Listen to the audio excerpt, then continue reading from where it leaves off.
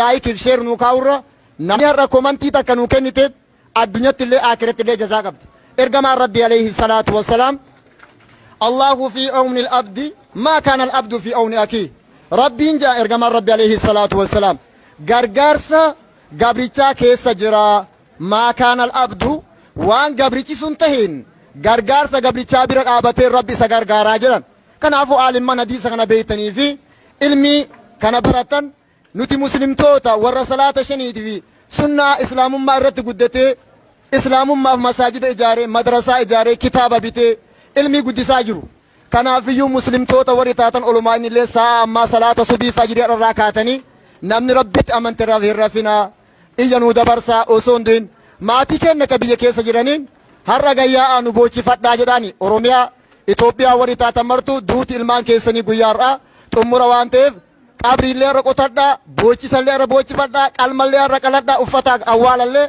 har'a qopheeffadhaa jedha itti nu dhaamsi an kana dabarsadhu maatii biyyattii keessa jiranii fi kanuma maqaan guutillee akkuma argaa jirtan kana hidhamtoota Saudi Arabiyaati maqaan guutuu walii qaba.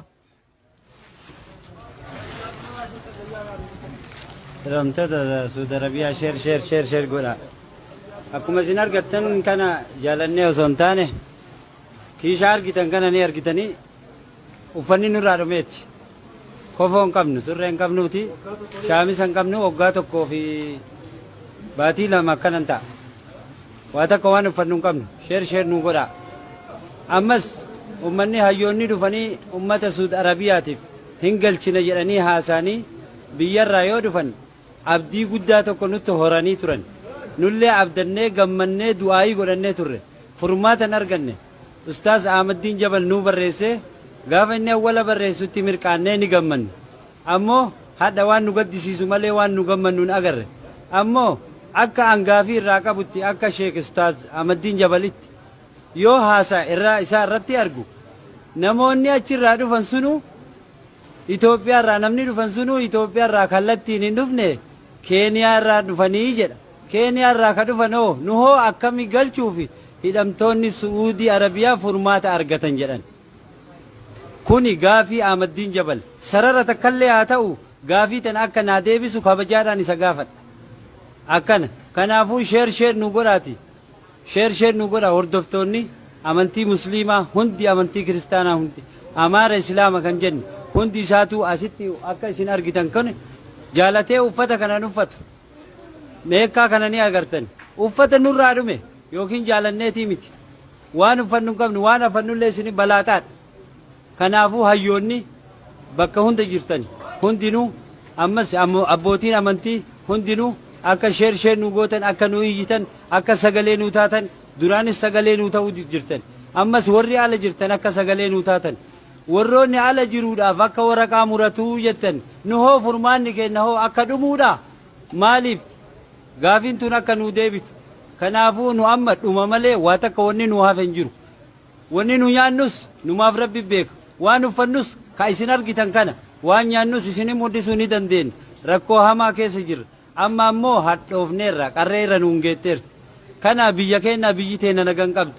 nuti asit dhumu jirra warri biyyaallee ka ala jirtanillee hayyoonnillee abbootiin amantiillee hundi keessanuu sagalee nu ta'a osoo jirru sagalee nu ta'a osoo hin duune kana dhaamsi kiyya kan dabarfadhe.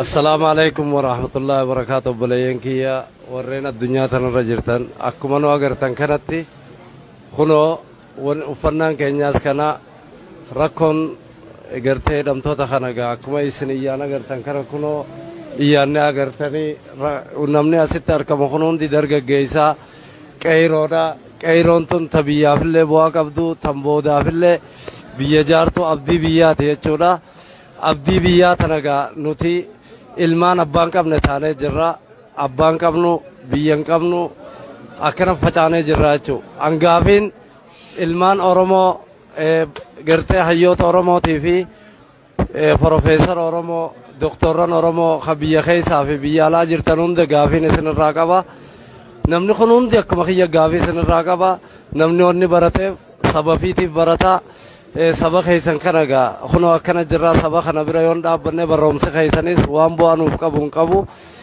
sammuun isin gartee itti baratan sanis bu'aan nuuf qabu hin jiru jechuudha. Namni hawaasa bu'aa takka hin qabne beek barnoonni isaa bakka gahuu hin qabu.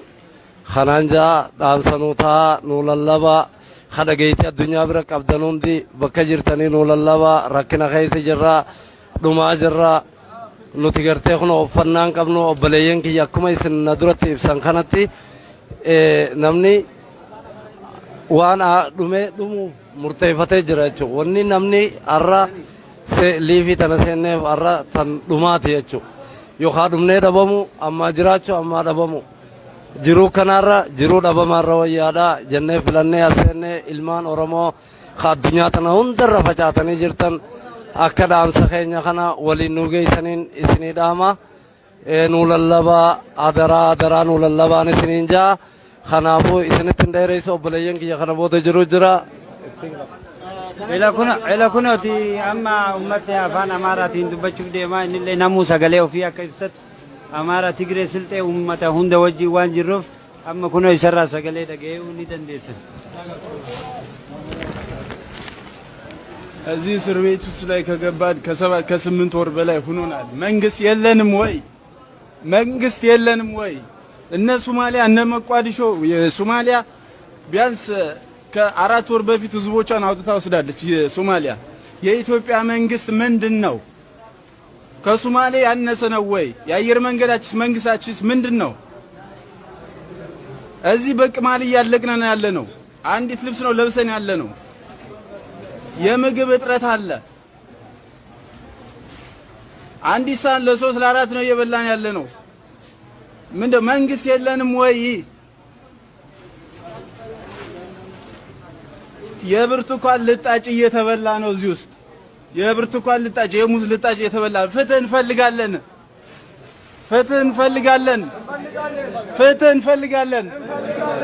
እንፈልጋለን። እኛ አውጡን እዚህ ላይ ወጣቱ በአሁኑ ሰዓት የኢትዮጵያ መንግስት በደንብ የሲጋራ ካምፓኒ እዛ ላይ ዘርጋ። በስሜት ሌላ ሱስ ላይ እየገባን ያለ ነው። እኛ በስሜት ሌላ ሱስ ላይ እየገባን ያለ ነው። እየተራብነ ነው። በቅማል እያለቅነ ነው። እየተደበደብነ ነው ያለ። መብታችንን ስንነገር አውጥተው ነው። አሁን ነገ ጧት ስለመገረፌ ስለመቀጥቀጤ እኔ የማውቀው ነገር የለም። የእምነት ተቋማቶች ጩሁልን። የእስልምና የኦርቶዶክስ የተለያዩ የእምነት ተቋማቶች ምንድነው? ወደ 1 አመት እየሆነን ነው። አሁን በጣም እየተሰቃየን ነው። አርቲፊሻል አየር ነው ቤት ስላለን ውጭ እንኳን አይተን አናቅም። ወደ ውጭ ለደቂቃ ሲያወጡ እንኳን እግራችን እያያዛል ልክ እንደታሰረ ዶሮ። እንኳን ህገወጡ ህጋዊው ራሱ መብቱ እየተጋፈፈን ያለ በዚህ ሰዓት ላይ ልጆቻችን ንብረታችን በሜዳ ላይ አፍሰን የገባ ነው። መንግስት የለንም ወይ? ህዝብ የሚጮህልን የለም ወይ? እዚህ ጋር በረሃብ አለቅነ፣ በቅማል አለቅነ። አንድ ፕላስቲክ ይሄን ፕላስቲክ ነው 50 ብር የሳውዲ ሪያል ገዝተን ነው እየለበስን ያለ ነው። መንግስት የለንም ወይ? ከሶማሊያ